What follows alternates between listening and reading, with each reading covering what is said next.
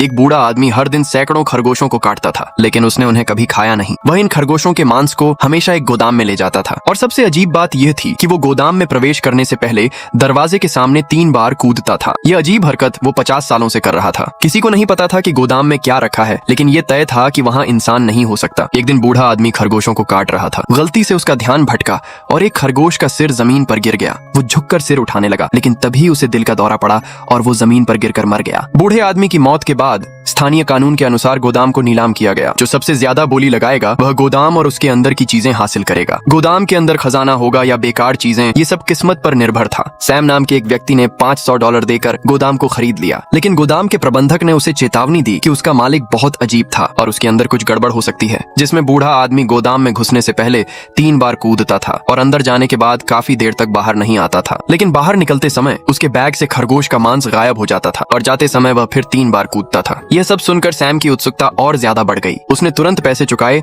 और गोदाम की चाबी हासिल कर ली। लेकिन जब वो गोदाम के पास पहुंचा तो एक बुजुर्ग महिला ने उसे रोक लिया। वो गोदाम से अपनी कुछ पुरानी तस्वीरें वापस लेना चाहती थी, जो उसके लिए बहुत कीमती थी, लेकिन सैम ने उसे मना कर दिया और गोदाम खोलने चला गया। गोदाम के अंदर पहुंचने पर उसने पाया कि वहाँ पुरानी और टूटी फूटी चीजें भरी पड़ी थी। सैम को वहाँ कोई खास कीमती चीज नहीं मिली। उसे वहाँ पर एक पुराना मोमबत्ती स्टैंड और अजीब सा एक नमूना मिला। इसके अलावा उसने 2 कुर्सियां और एक मेज देखी जिस पर अजीब डिजाइन बने हुए थे। सैम इन चीजों को एक एंटीक दुकान में बेचने ले गया। दुकान के मालिक को मोमबत्ती स्टैंड में कोई दिलचस्पी नहीं थी, लेकिन उसने उस नमूने में खास दिलचस्पी दिखाई। वो मेज पर बने डिजाइनों को देख रहा था, तभी उससे गलती से एक गुप्त स्विच दब गया, जिससे 3 प्राचीन जादुई किताबें बाहर आ गईं। दुकान के मालिक ने कहा कि ये किताबें दुष्ट आत्माओं को भगाने के लिए हैं, लेकिन इनमें से एक किताब गायब है। उसने सैम से कहा कि अगर वह चौथी किताब ढूंढ लाए तो वो उसे $1 मिलियन देगा। यहाँ तक कि उसने सैम को एडवांस पेमेंट भी दे दिया। अब सैम एंटीक शॉप मालिक को उस गोदाम में ले गया, लेकिन दोनों के बहुत देर तक ढूंढने के बाद भी उन्हें कोई किताब नहीं मिली। तभी सैम को कुछ अजीब लगा। उसने देखा कि गोदाम की सबसे अंदर वाली दीवार खोखली लग रही है।